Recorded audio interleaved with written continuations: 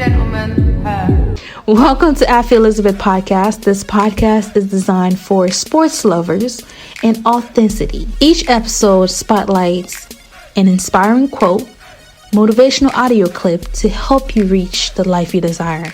Also, we will conduct interviews with big name in sports and thought-provoking contributors to sports, culture, news, and faith. Here on Afi Elizabeth Podcast, make sure you subscribe on Apple Music, on Spotify. Make sure you hit that subscribe button on YouTube and also follow me on Instagram. I'm excited, and if you are, buckle up and get to talking on Afi Elizabeth Podcast. Yeah. And today we have exciting things to talk about before the exciting things to talk about. I have a special guest on the show. His name is Trace Cureton, and he is a dear friend of mine. We met back in college. We go way back. History behind that. I actually met Trace when I was dating an ex of mine, and sorry, Dad, sorry, Mom.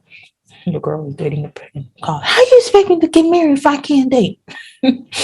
But anywho, I met Trace during those times. He was a friend and also a teammate to ex of mine, and we've been cool ever since. And we are happy to get him on the show today. If you are new to Afi Elizabeth Podcast, we're going to welcome you. We welcome you. We're going to welcome you. I welcome you. I really do welcome you on the show, and I hope you stay forever.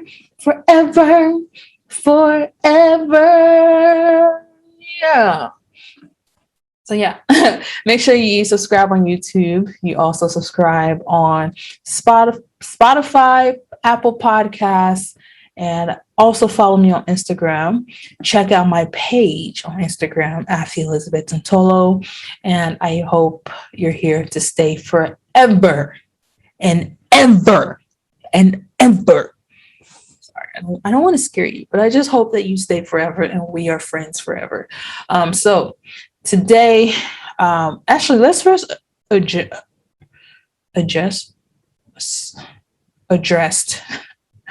let's address the elephant in the room. So if you are a returning listener, returning viewer, first and foremost, if you are a returning viewer, listener, well, it was listener at first.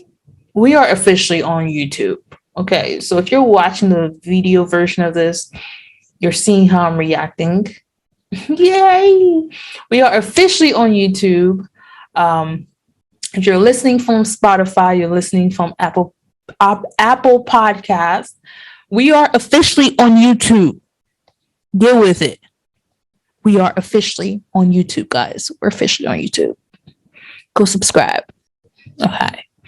We're officially on YouTube. So if you've been wondering, how do I look like? Well, first and foremost, you shouldn't be wondering how I look like because I have an Instagram. Afi Elizabeth Tantolo. Follow me. Yeah, I have an Instagram, so definitely follow me on there. But if you've been listening or you found me on Spotify, you found me on Apple Podcasts, and you're like, I wonder how this girl look like, you've been putting these weird image of me in your head, go on my YouTube channel. You will see how I look like. I promise. I look cute. Very cute. Cute is for puppies. I look gorgeous. Just saying. I'm gorgeous. But yeah, definitely check me out on YouTube. That's where you will see me and your dream will come true on how you envision me to look. But yeah, so today's show is fun. I'm very happy to have this person on. But before we get started, I wonder how you guys are doing. How are you doing? How is your mental health? As for me in my house, my mental health right now is great. But as far as my emotion last night or the whole day yesterday, I was kind of taken back. Was it taken back? Listen, I was set off. Okay. If you haven't heard the news, Kyle Rittenhouse has been set free, which leads us to word of the day. Returning listeners, Normally we go to, news of the day. We have changed a couple things. Now we're doing words of the day, quote of the day, all of those things. Word of the day will definitely be a segment before we start the show. So word of the day is privilege. What does privilege mean?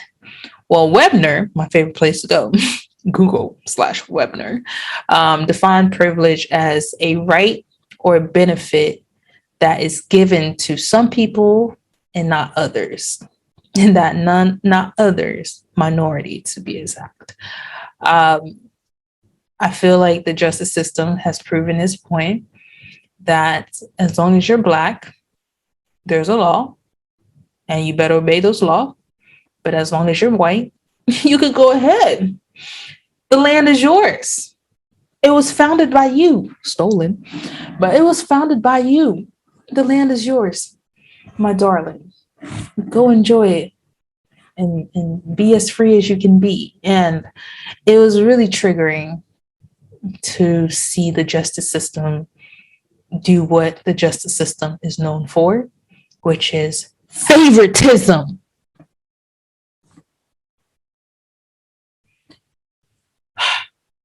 Yeah, I was really taken back. I was really taken back on everything that happened. This man, I want to say this man, he woke up the day of the shooting. He knew what he was doing. And I don't like when people play. You know what? I'm going to go ahead and say this. Come at me however you want to come at me. I'm not a big fan of white people throwing mental health when it wasn't mental health. This boy, this man, this young man, this white boy woke up, had his plan for the day, and he knew his plan for the day, and he knew what consequences will come after that. He woke up. That means you used your brain. You woke up. You planted all this. You've been planning all this in your head for ages. You woke up and you went to do what you planned on doing, which was shoot people that were in the way of police officers, as you want to say, self-defense, these peaceful protesters. And you can come at me and say, well, Afi, there were riots during those moments. People were angry, which I don't condone any violent, nor do I, I encourage riots. But people were angry at the time. If you look back at 2020, you look at the police brutality, you look what happened back then, you will see the anger that it brought amongst Black people and minorities, people that felt our pain, felt that way. And I was very intrigued and mad. I don't like how I wouldn't say we, but I don't like how the white folks in the justice system, the racist white folks, the Trumpies, overuse or misuse mental health. If a Black boy does it, it's a thug. He's a thug. He wasn't raised any better. Get this man in jail. But if a white boy does such thing, it's mental health. He had he had mental issues. He did this, but if you look at this man, he had problems. He didn't have problems. This man knew what he was doing, and I don't appreciate the mental health definition just be thrown around when the person is white. So yeah, I was very pissed when I saw what the justice system did. They basically proved themselves that we don't care. If it's not a white person, we don't care.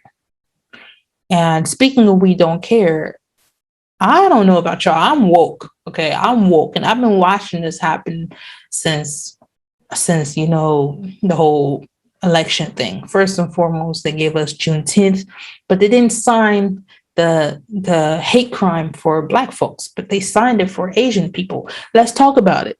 I'm just here to talk about it. Here to talk about it. They didn't sign that for Black folks, but they were quick to sign it for Asian people. But we are happy for what we've been given, which is June 13th. I don't really, something is a little off here, but hey, we can't complain. Let's be grateful. But I'm just not okay with how Black folks are being treated. It really does make me think of the future in the justice system, the future for my in-laws, the future for my niece, my young Black men, my beautiful Black babies. I'm not okay with it. And privilege being the word of the day shows to me that the justice system has favorites, and we know it. We just needed to be reminded. Yes, Zimmerman was let go. Privilege. Privilege. And having the jury being all white, we already knew what was to come. Just seeing that already, I already knew what's to come. It's not great to think of bad things, but you also have to be realistic when it comes to certain situation. He went in his case, defending himself. How did this man even get the RK-15 or the AR-15 rifle? How did he even get his hands on it? That's my question. The answer to that question, privilege. All you have to do is walk into a store white, they hand you the gun. But if you walk into a store Black and you're asking for a gun, you're going to get a police call on you because they want to know, why do you need that gun?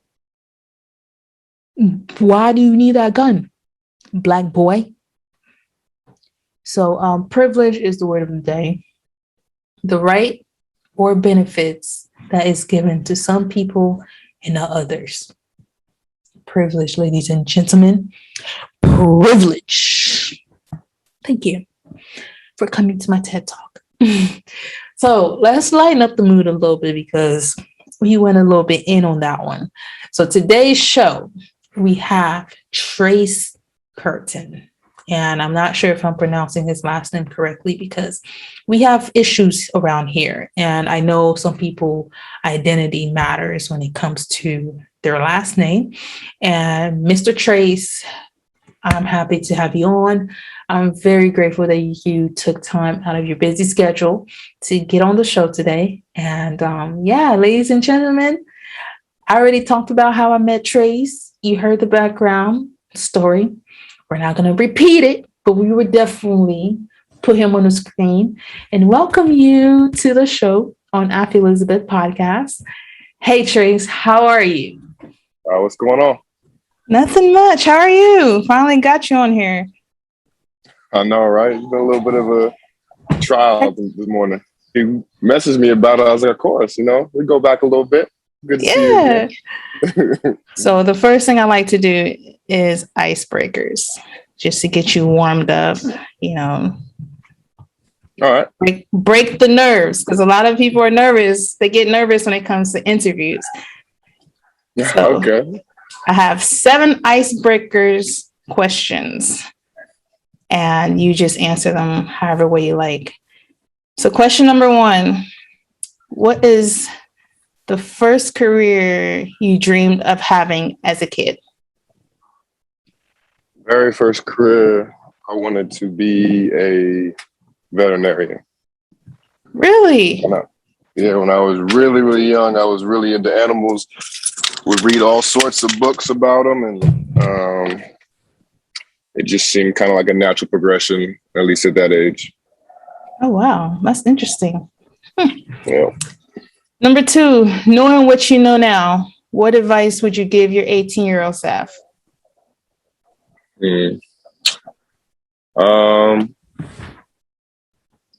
That's pretty good. I would say, just stay locked in, keep the main thing. Listen to, continue to listen to people around you that have been where you want to be or have an interest in you getting there. So. Okay. I like that. Number 3, what's one thing about you that surprises people? This is one I always use. Like, you have like college orientation and stuff. I always use this one. Some use it now. I was born in Europe. I was born in Germany. So that's something that surprises people a lot. Did you learn German? Did you speak German? No, not at all. I came over when I was 2. So it's kind of like more of like just a hot point than it is like anything of substance. So I read about that. I was actually surprised. Yeah, nice. There you go. Number 4, if you can instantly become an expert in something, what would it be? I would say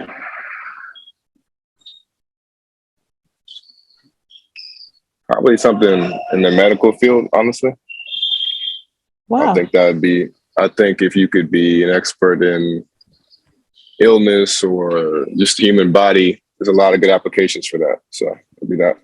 Wow. There's a lot outside of basketball that not a lot of people know about you. It's interesting. All right. Number 5, what does success mean to you?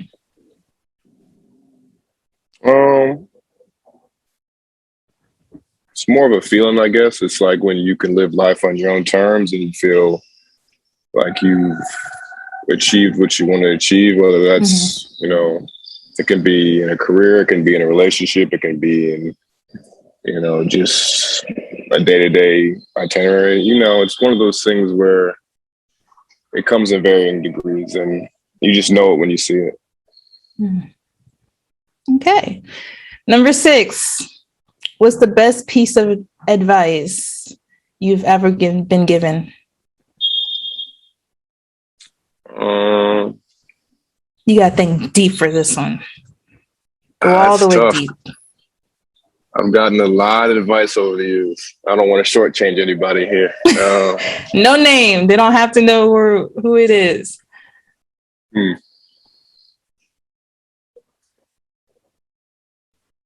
don't know if it's the best, but it's the first thing that came to mind, and it's something I've kind of taken into my own life. It's just like if you don't know where you're going, there's no rush. You got to make sure that you've,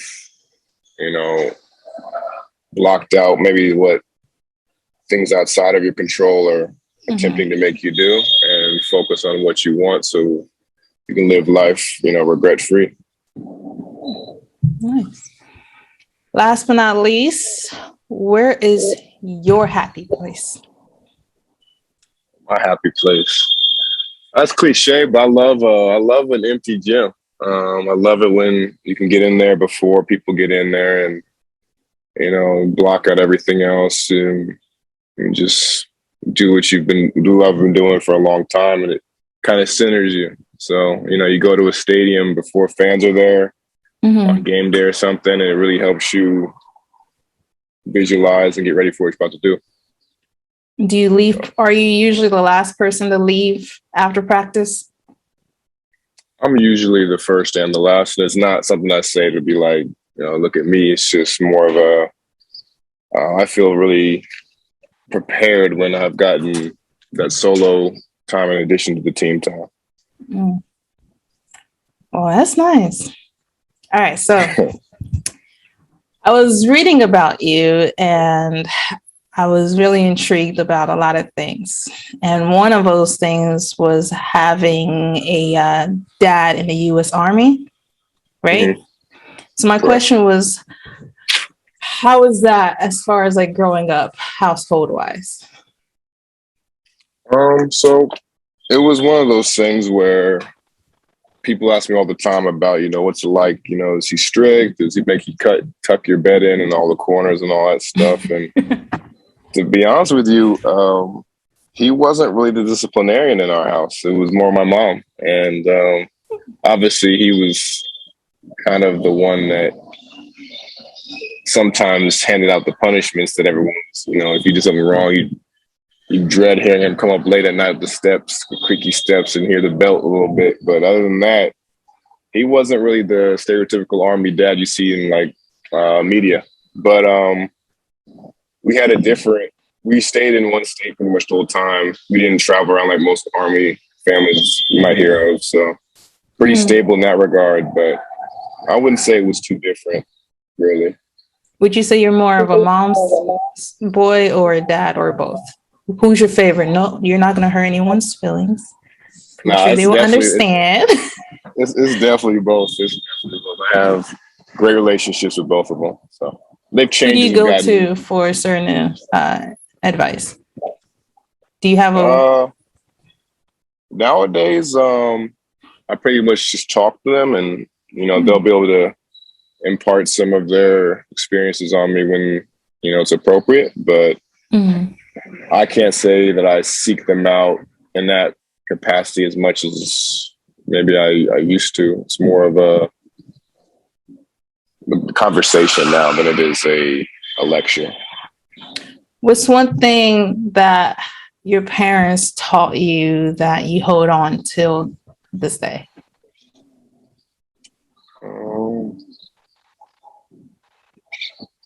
I guess just the value of, again, it sounds like everybody says about their parents, but just the value of hard work and, sticking things out and doing things the right way. So with your brothers, your household is full of athletes. That's something that I was like, normally there's like that one or two, but that whole entire household is full of athletes. So my question was, how is that like? Was there always like a competition going around the house? Was your mom always like, hey, stop it, doing too much? Yeah, so I would say the most competitive of the four of us would probably been between Luke and Ian, because they were so close in age. We're all spaced out, and then the two of them are like, right next to each other. So they were competing all the time. And my youngest brother was very big early, so he was able to compete at grades 2 or 3 grades older than himself. So it was kind of exacerbated that sibling rivalry, that tension that might come naturally with competition in and out of the home. But early on, it wasn't really that competitive other than that, because my oldest brother was so much more dominant at everything. It was kind of like, it was kind of like the classic, like, okay, you're the little brother, you'll win when I want you to win type thing. So. Have you ever had those moments? Because I have those moments with my brother as well, where like, if he does something really well, I have to do it better. So it's a thought. If you think that going into it, and you think it's going to be your day, and then you realize it's not going to be your day or your year. But our competition was pretty spaced out, just given the ages. So I think your situation is probably really close to what my younger brother was with the middle brother, and pretty much always, battling it out. So. Who's the most chill out of all of them? Probably my oldest brother. He's pretty low maintenance, low key. Pretty reserved, I'd say. Yeah. What about you? Are you the quiet one? Because you seem like the quiet one. Because I remember when I first met you, you seem like you don't talk. You don't say anything unless you have like a reason to say something. Yeah, well, you're comparing me to PJ and Joe and all them. So when you're in that crowd, it's kind of like you kind of sit back and let them do their thing. But I'm definitely, I would say, chill, but I wouldn't say I'm like introvert or anything either. It's kind of just whatever the moment calls for, So going into your basketball career, what really intrigued me was you never played basketball in high school. So my question is, what age did you start playing basketball? Because you had offer from Sinclair and then you went to Utah State. How did that happen? Yeah. Because you didn't play basketball in high school. So high school basketball, the school I came from was it's pretty competitive. It was a 4A school in Indianapolis, and it wasn't that I didn't want to play. I played basketball my whole life. I just didn't make the team there. And when I was coming out, I was still wanting to play, and so I went to Hinkle Fieldhouse, which is Butler University's gym, and I recorded workout videos, and I sent it to a couple schools around the area. Believe it or not, I sent it to Coach Price because I knew a girl that was going to Cincinnati, and I was like, I'll just, I was with her at the time. Like, I want to stay close, so I'll pick something like that. So that's how stupid and immature it was. But that wasn't stupid and mature. That was you were in love back then. Yeah. Well, the funny thing is, I met her at a party, and I started dating her that night. We acted like we were so serious. Wow. So I met her at my birthday party. She was in town, and we ended up going to Kings Island. The whole thing was like you remember when Kim Kardashian married the Humphreys dude? Oh, the like 72-hour wedding? Yeah. Something like, it was just like that. I'm like, what are you doing? So anyways, sending emails out to schools in Ohio just because she was in Xavier. Mm-hmm. And a couple of them hit me back, and Price was like, Coach Price was like the one that seemed the most, intrigued. And I came on a visit like the following Thursday. It all went well, and I ended up being a walk-on there. So I had to pay the first year, and first year went okay. Started after the third game of the season. The team captain got injured, and he, was undercut on a dunk, and he broke his wrist. He's out for the season. And so I started playing more and more, and then my sophomore year, I was, improved a lot. Every stat pretty much doubled, and I got a couple, Division I offers, and chose Utah State. So how did you end up at Utah State? Were there other schools that were interested in you, or are you looking into others? Like, why Utah State? Yeah. So with the recruiting process, around January of my sophomore season, at that point I'd been playing pretty well and gotten a little bit of attention. And I was also starting to do my own recruiting. I was sending stuff out, like, letting coaches know the remaining schedule, if they wanted to come watch games or whatever, and started to pick up some interest from programs locally. And at the time, Archie Miller was at University of Dayton. Yeah. I had scheduled something with him. I went up to Miami, Ohio on a visit. What else? Youngstown State, they had offered just Ohio schools like that. And there were some like James Madison, small schools in the Midwest area. But it wasn't until after the season, we lost, and I was really firing out, my information, my film and stuff, that schools, out west had hit me up. And when I talked to Coach Duryea at Utah State, it seemed like it was just a good situation as far as wanting to play in a good conference, and thinking that there's going to be an opportunity to achieve some of the things I wanted to achieve. It happened really fast. Like the time I met you sophomore year, and then all that was happening at the same time. So what was the transition like playing from JUCO to a 4-year? Did you see any difference as far as talent?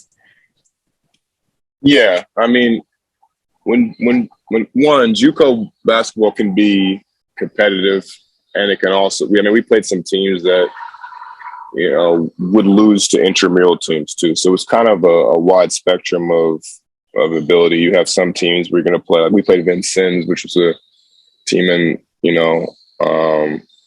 that year they had a guy who played UConn. A guy went to Penn State.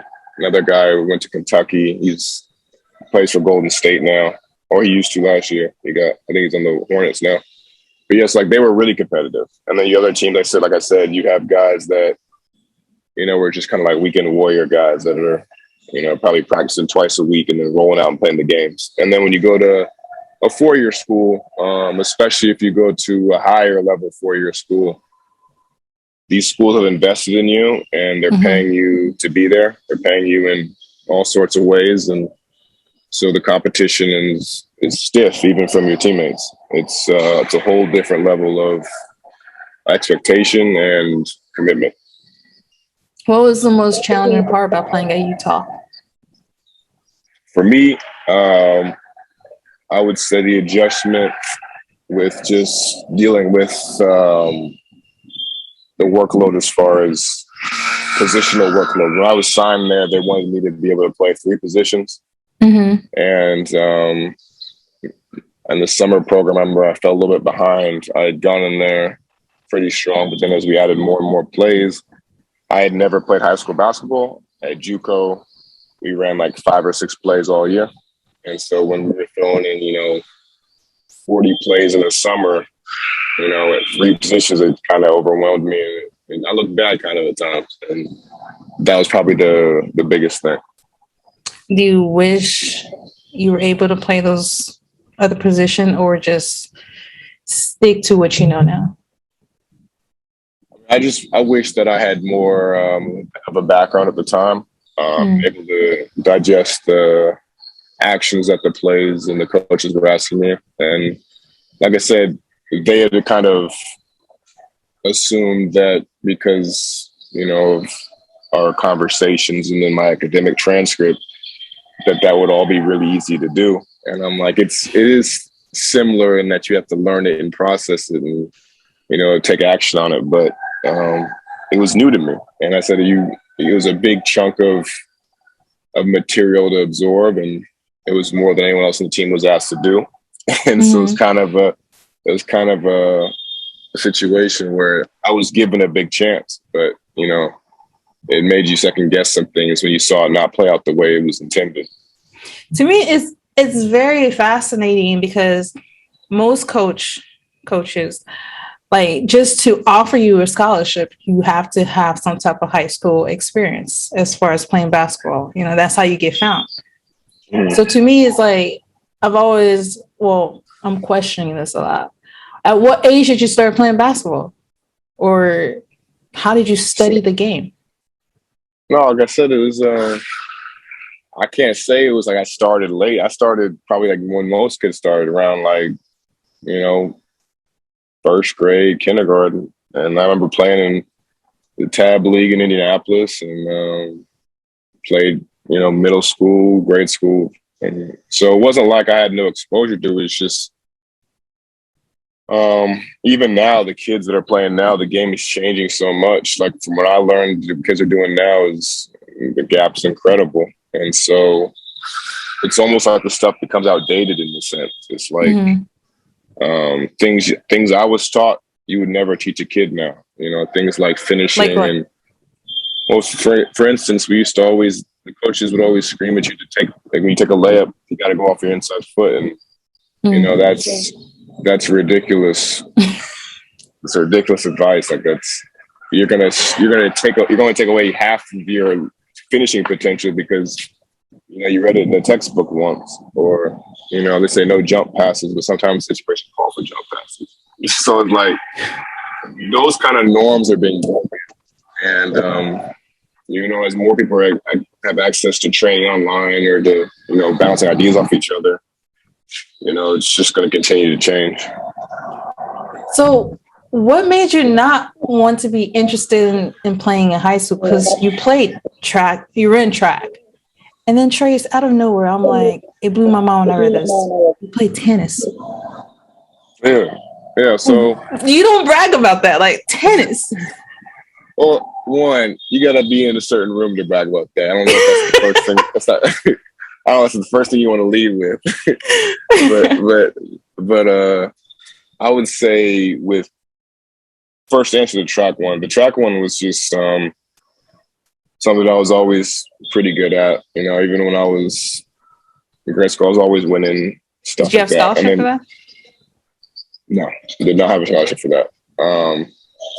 In Indiana, they don't really recruit too much for track. It's kind of, I would say our times don't really compare to like schools like Texas or Florida or, where you can get other types of athletes. I did it mostly because this is going to tie to the tennis part. When I was in high school, we were required but all four of us were required to have something going on. So, tennis was the last one I tried. I started out when I went to high school, I was going to do cross country. I'm like, okay. I got up one time in the summer for the workouts. It was like 5 a.m. We ran like 4 miles, and I'm like, that's not so bad. And then the coach was like, we're doing the same thing tomorrow. I'm like, oh, damn, like again. And he was saying, we're going to do all, and he's telling us like, we're going to do this all summer. I'm like, so we're going to be running these 4 miles at 5 a.m. all summer. So after day 2, I was over it. I told my mom, I'm not doing this one again. Like, it's just too much. It's too serious. It's not fun. I don't know what they're doing out here. Just running in the woods for no reason. So we switched out of that. And then I was like, I'm not going to play football, because at that time I was like 5'3", 110 pounds maybe as a freshman. Right now I'm not going to do that either. And so tennis was like, well, what's left? I can't kick a soccer ball. So what's left? And that's how tennis happened.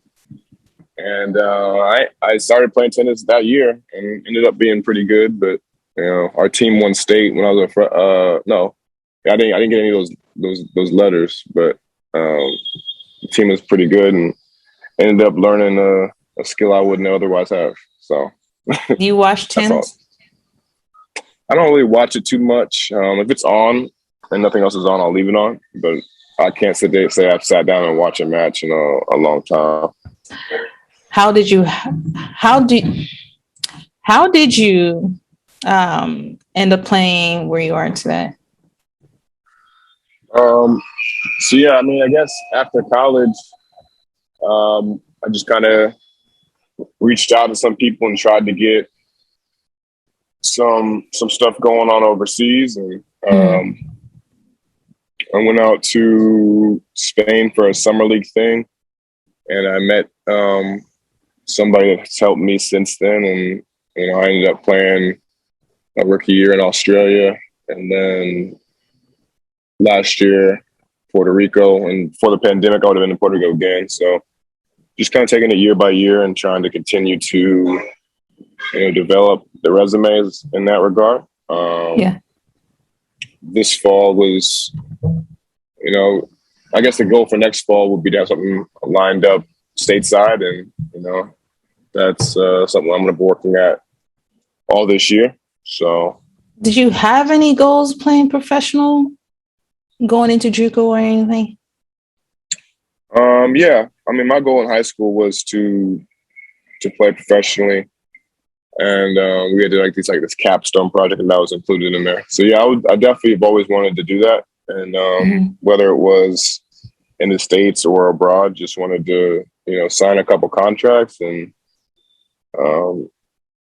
pursue that part to its completion before moving on to something else. What has this experience? Well, what has this experience taught you about yourself? And it hasn't told me anything necessarily. It's more of a thing where I feel like you set a goal and you move forward, you knock it down. I was expecting something deep. I mean, I don't really have any. My thought, it's pretty simple, I feel like. So I don't. My introspection, I guess, comes at different times, and right now I'm being harassed by one of my guys. So say hi to Jose. Hello. So yeah. Playing professional, especially overseas, as an overseas basketball player, you have to move around a lot. So I'm pretty sure for others, it kind of affects them as far as their relationship, being away from home. How has this, what's the biggest part about being away or being a professional overseas basketball player? I don't know what the biggest part would be. I know a lot of people struggle with the life adjustment where you might have a child at home. You might have a language barrier. You might have a cultural barrier that you can't, really grapple with. I haven't had to deal with that force, except when you go to Australia, it's the same language, same music, same food, same stores. So for me, it was just really a bit of an accent thing, but that's not really adversity to me. Weather was great, so I can't really relate in that sense. And when you go to PR, it's maybe a little bit of Spanish you have to get accustomed to. But other than that, again, very touristy. So there's a lot of English speaking going on down there. But I said if I had to guess, it would probably be if I had a child that you leave at home for 9 months a year. That would probably be the biggest thing. You miss being away from home? Is there anything that you miss about home? I'm pretty close with my family, so I speak to them regularly anyways. It's just one of those things I think that comes with the territory. I don't know. I mean, if miss is appropriate because we stay in touch so much. Yeah. And when I'm home. So I see them all the time. But you recognize the difference, obviously, of, not seeing people day to day that you've grown accustomed to doing. And like this year, I know I'll be missing, Thanksgiving for the first time in a while. So that's different, but. How's your mom been taking that? She's a little disappointed as far as, obviously wanting to have a table that's set. And, I always make the mac and cheese and stuff like that. So